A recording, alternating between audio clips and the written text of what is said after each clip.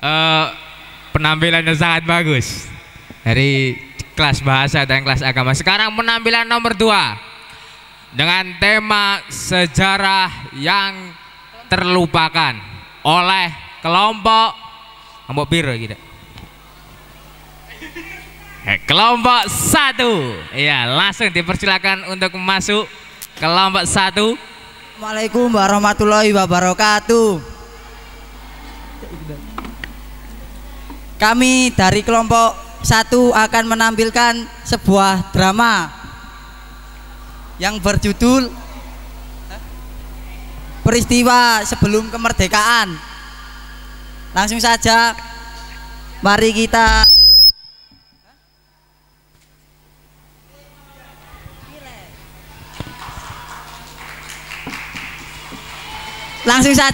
saksikan dramanya.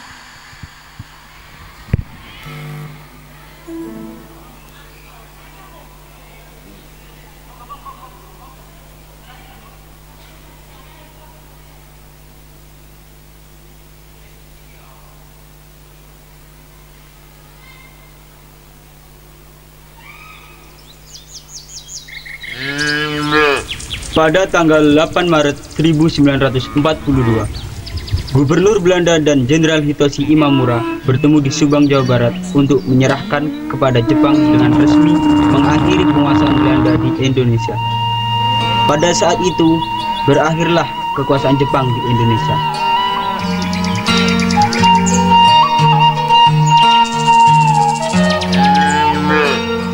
Ayo Pak, koran.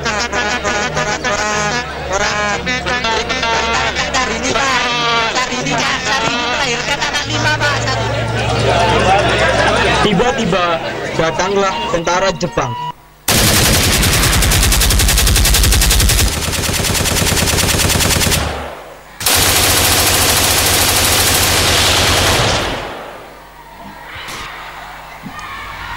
Tangkap rakyat Indonesia itu. Hei, kamu siapa namamu? Nama saya Sutejo. Nama apa itu? Kok aneh sekali, seperti nama jajan. Itu ada singkatannya, Pak. Apa singkatannya? Sulit untuk cari jodoh. Dasar kucing.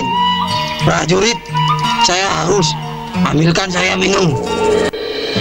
Ini Jenderal. Minuman apa ini? Mati. Kawet, Cuk. Sopo prasore?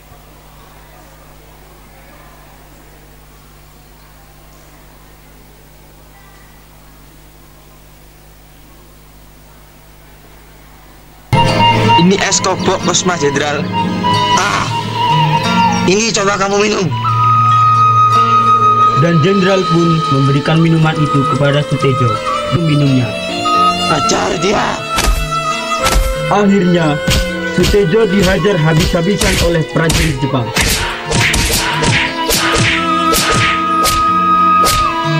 Dan tiba-tiba suara telepon berbunyi dari HP Jenderal.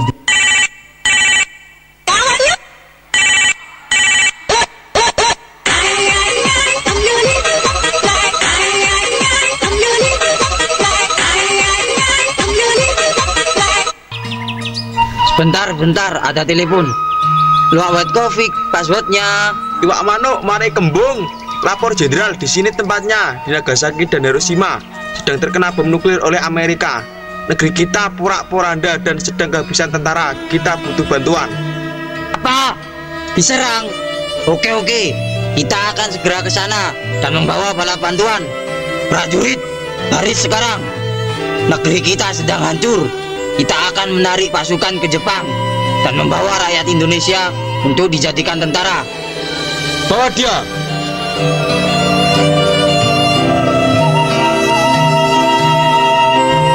Di suatu tempat, para pejuang mendengar tentang kekalahan Jepang.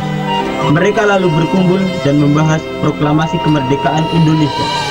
Akhirnya, terjadi perselisihan pendapat antara golongan muda dan golongan tua. Dari golongan muda seperti Sukarni, Wikana, Khairul Saleh, Sayyidin dan Adam Malik. Dari golongan tua seperti Soekarno, Bung Hatta, Ahmad Subarjo, dan Muhammad Yamin.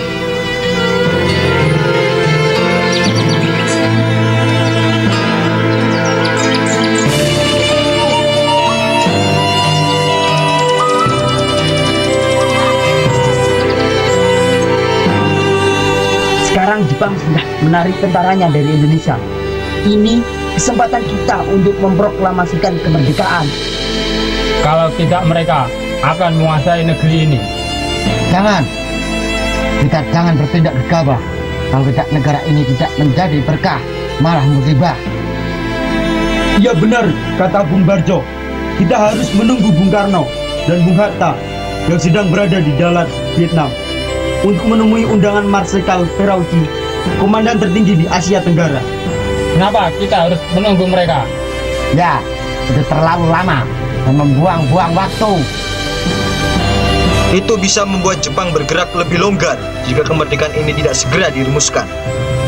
Jika kau ingin mengerti semua itu, datanglah pada Hadratus Syekh Hasyim Asy'ari yang akan menjelaskan semuanya.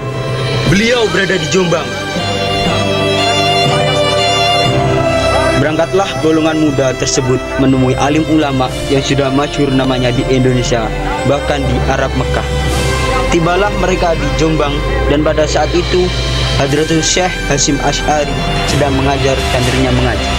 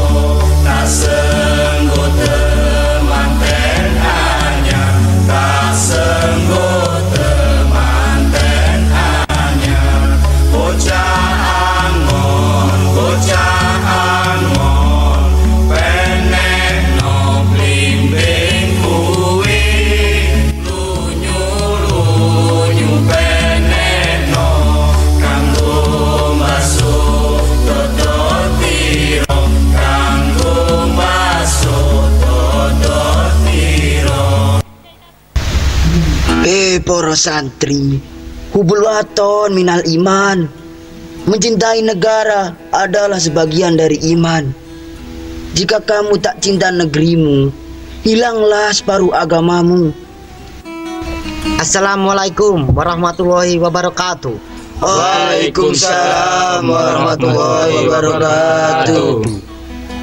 Oh, ada apa para pejuang? Ayo silakan masuk. Maaf sebelumnya Pak Kiai, maksud kedatangan kami ke sini mewakili golongan muda, ingin bertanya mengenai perselisihan kami, golongan muda dan golongan tua.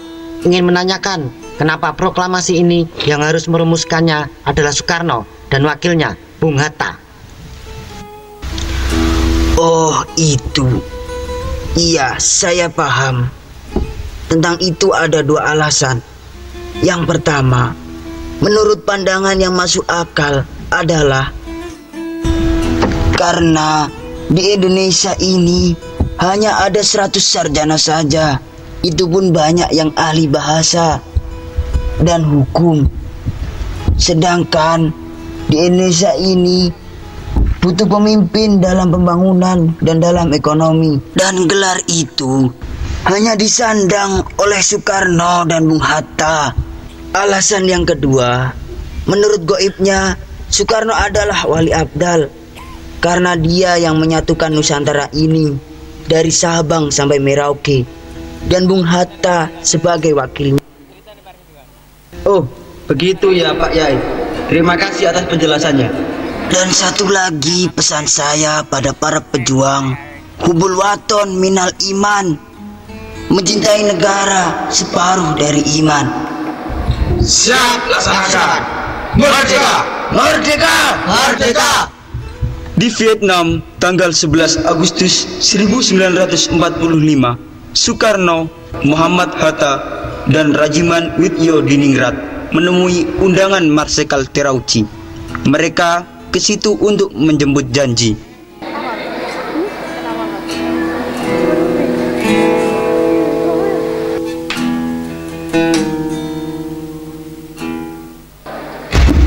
Sebagai perwira tertinggi di Asia Tenggara, saya perwakilan dari Jepang mengakui bahwa nasib Jepang sedang berada di ujung tanduk karena hancurnya Nagasaki dan Hiroshima, serta rentetan kekalahan perang di Asia Timur Raya.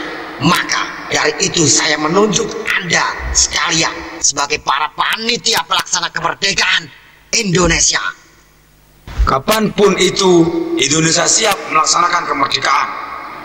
Menurut saya, kemerdekaan Indonesia dinyatakan sehendaknya 24 Agustus 1945 karena perlu waktu untuk mempersiapkan proklamasi kemerdekaan.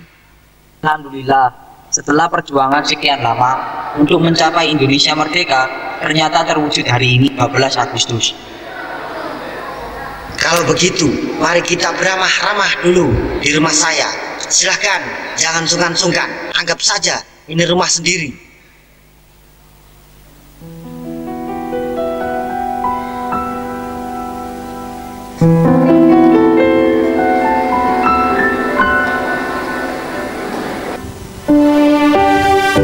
Setelah jamuan makan dan acara minum, pertemuan itu pun berakhir. Soekarno, Hatta, dan Rajiman bersiap pulang. Mereka tidak sabar ingin segera mengumumkan hasil keputusan Terauchi yang berisi janji kemerdekaan untuk bangsa Indonesia.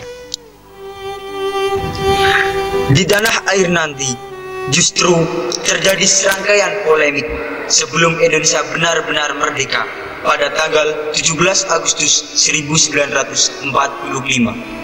Tibalah Soekarno, Muhammad Hatta, dan Rajiman di Indonesia pada tanggal 15 Agustus 1945 dan bertepat di Jalan Pegangsaan Timur nomor 56 Jakarta, tempat kediaman Soekarno.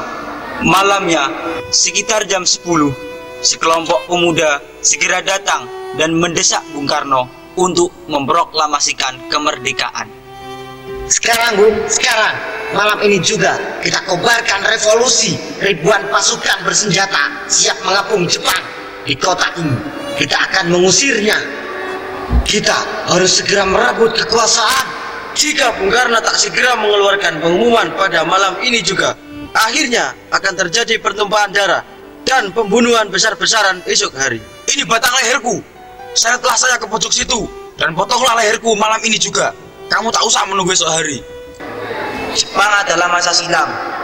Kita sekarang harus menghadapi Belanda yang ingin menguasai negeri ini. Jika saudara tidak setuju dengan pendapat ini, silakan saudara memproklamasikan kemerdekaan itu sendiri. Mengapa meminta Soekarno untuk melakukan hal itu? Kekuatannya segelintir ini masih belum cukup untuk menghadapi pasukan Jepang. Coba kau tunjukkan padaku mana bukti kekuatan itu. Bagaimana nasib para perempuan dan anak-anak? Bagaimana mempertahankan kemerdekaan proklamasi? Perang hanya akan menambah korban jiwa, saudaraku. Tetapi para pemuda tetap menuntut Soekarno-Hatta segera memproklamasikan kemerdekaan. Namun para golongan tua tetap pada pendiriannya semula. Saya akan berunding dengan para tokoh lain. Baiklah, silakan Bung, kita akan menunggunya. Tidak lama kemudian, Hatta menyampaikan keputusan. Maaf para saudaraku, usul saudara sekalian tidak bisa diterima dengan perhitungan, malah akan menimbulkan banyak korban, jiwa, dan harta. Malam ini pulanglah dan beristirahatlah dengan tenang, dan pikiran kalian akan dibutuhkan besok lagi. Sekali lagi, pulanglah. Akhirnya, para pemuda mengalah, tetapi mereka memiliki inisiatif menculik Soekarno dan Hatta pada esok hari. Kalau usul kita tidak bisa diterima, hanya ada satu jalan yang penuh resiko yang harus kita pilih, yaitu menculik Soekarno dan Bung Hatta. Lalu kita akan bawa kemana mereka untuk aman dari para tokoh tua dan pihak Jepang ataupun Belanda? Kita bawa ke Rengas Dengklok. Di situ, di tempat terpencil, sangat aman dari jangkauan pihak Jepang ataupun golongan tua. Pukul 4 dini hari, tanggal 16 Agustus 1945, Soekarno dan Hatta oleh kelompok pemuda dibawa ke Rengas Dengklok. Aksi itu sangat mengecewakan Soekarno, tetapi karena situasi dan kondisi, Soekarno pun mengalah.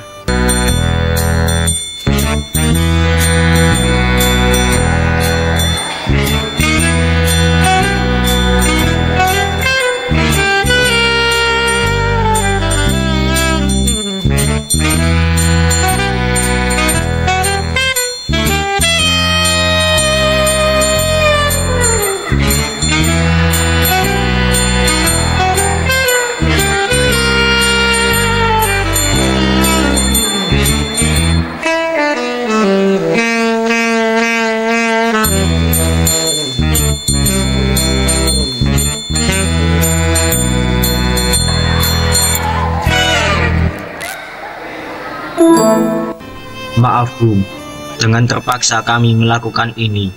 Sekarang ikut kami. Baiklah, jika itu pilihan kalian, tetapi saya harus ditemani Fatmawati, Guntur, dan Hatta. Dibawalah Soekarno ke Rengas Dengklok, karang pondok bambu di tengah-tengah pematang sawah. Revolusi sekarang ini berada di tangan kami, Bung. Kalau Anda tidak memulai reformasi malam ini, kami akan apa? Yang paling penting dalam revolusi adalah saat-saat yang tepat.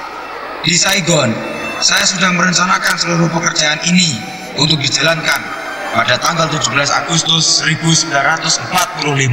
Mengapa tanggal 17? Kenapa tidak sekarang? Saya seseorang yang percaya mistis. Saya tidak bisa menerangkan dengan pertimbangan akal. Akan tetapi, saya merasakan di dalam kalbu saya bahwa itu adalah saat yang paling baik. Angka 17 adalah angka suci. Pertama, kita di bulan suci Ramadan, waktu kita untuk berpuasa.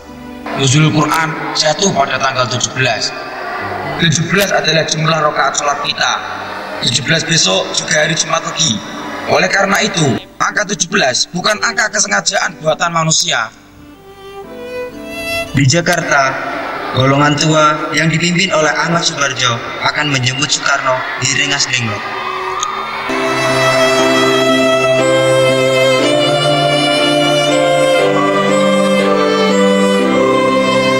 Kami kesini untuk menjemput Soekarno bahwa proklamasi akan diumumkan pada 1945 selambat-lambatnya pukul 12 dan nyawa saya sebagai taruhannya bila terjadi apa-apa. Siap, laksanakan. Kita akan menuju ke rumah Marsikal Laksamana Maeda, Bu, untuk menyusun teks proklamasi karena Maeda memberikan jaminan keselamatan pada Bung Karno dan para tokoh lainnya. Pada saat malam itu, tibalah para tokoh di rumah Laksamana Maeda.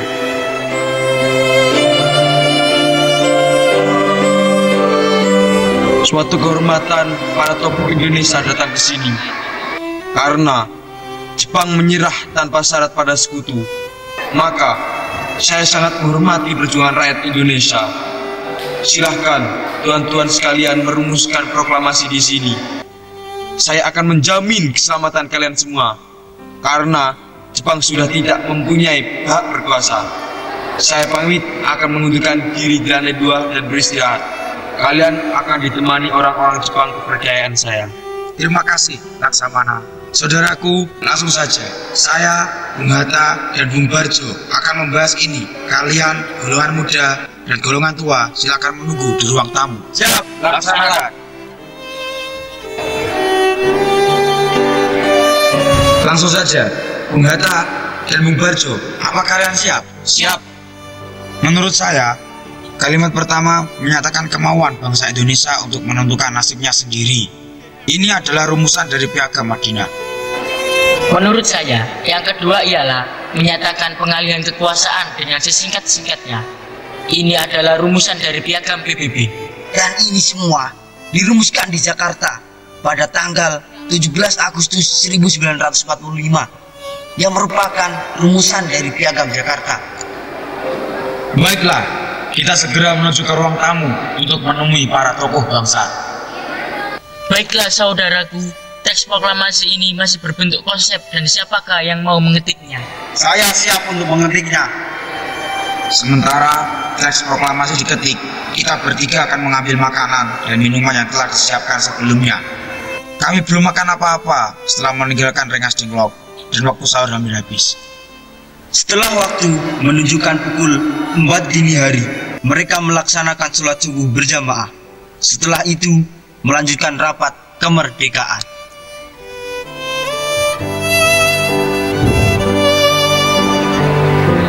Saudara-saudara, saya harap kalian dapat menyetujui teks proklamasi ini dan menyelesaikannya sebelum datangnya fajar.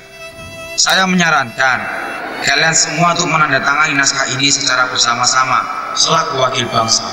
Tidak bisa semuanya, Bung. Cuma orang saja yang menandatanganinya, yaitu Anda, Bung Karno dan Bung Hatta. Lalu, bagaimana proklamasi ini diumumkan kepada seluruh rakyat Indonesia dan juga seluruh dunia? Beritahukan kepada rakyat Jakarta dan sekitarnya untuk datang ke lapangan Ikada dan mendengarkan proklamasi kemerdekaan. Tidak, lebih baik dilakukan di kediaman saya di Pegangsaan Timur. Di sana cukup luas untuk ratusan orang. Karena di sini saya khawatir akan terjadi bentrok antara militer Jepang dengan rakyat sekitar. Hari Jumat di bulan Ramadan pukul 5 pagi 17 Agustus 1945, para tokoh bangsa keluar dari kediaman Laksamana Main untuk memproklamasikan kemerdekaan di rumah Soekarno pada pukul 10 pagi.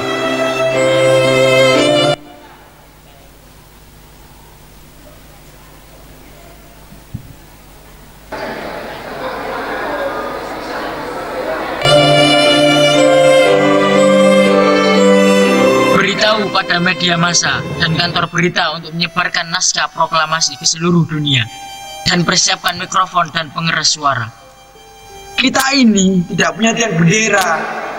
Yang ada hanyalah bambu yang bisa digunakan untuk tiang. Bendera merah putih pun juga sudah siap. Tidak masalah, karena para rakyat sudah berbaris menunggu proklamasi dibacakan. Kemana Soekarno? Para tamu undangan dan rakyat sudah menunggu lama. Soekarno sedang sakit panas dan dia tidak akan melaksanakan proklamasi tanpa tidak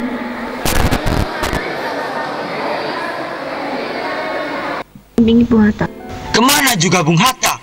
Ini sudah cukup lama para rakyat menunggu pembacaan teks proklamasi. Saya ada di sini. Saya juga mencari Bung Hatta. Syukurlah kau sudah ada. Setelah itu, Bung Hatta menyebutkan untuk membacakan teks proklamasi. Keduanya pun menuju ke atas panggung dan para rakyat pun berdiri. Tanpa protokol, Latif Hendraningrat, salah satu anggota PETA, memberi aba-aba pada rakyat untuk berdiri.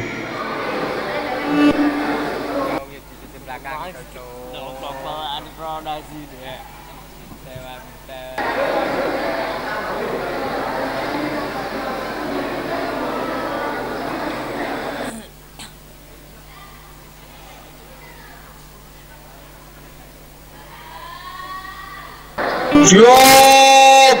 Rok! Silakan, Bung. Saudara-saudara, saya berterima kasih kalian telah hadir di sini untuk menyaksikan peristiwa penting dalam sejarah kita. Berpuluh-puluh tahun bangsa Indonesia berjuang, bahkan beratus-ratus tahun. Di masa penjajahan Jepang ini, kita menyadarkan diri bahwa hakikatnya kita menyusun tenaga sendiri. Kita perang pada kekuatan kita sendiri. Kemerdekaan ini bukan diberi, tetapi berdiri di atas kaki bangsa ini sendiri. Dengarkanlah proklamasi ini. Proklamasi. Kami, bangsa Indonesia, dengan ini menyatakan kemerdekaan Indonesia. Hal-hal yang mengenai pemindahan kekuasaan dan lain-lain diselenggarakan dengan cara saksama dan dalam tempo yang sesingkat-singkatnya. Jakarta, 17 Agustus 1945, atas nama bangsa Indonesia, Soekarno, Hatta. Latif, segeralah kibarkan bendera merah putih. Tanpa dikomando, mereka semua menyanyikan lagu Indonesia.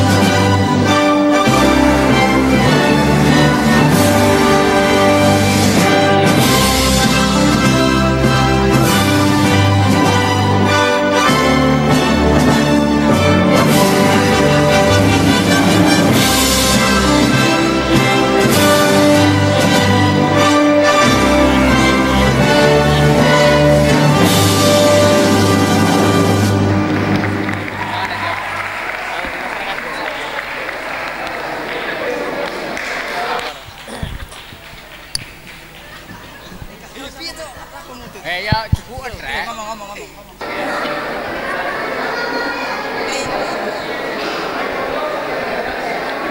Demikianlah penampilan dari kelompok kami.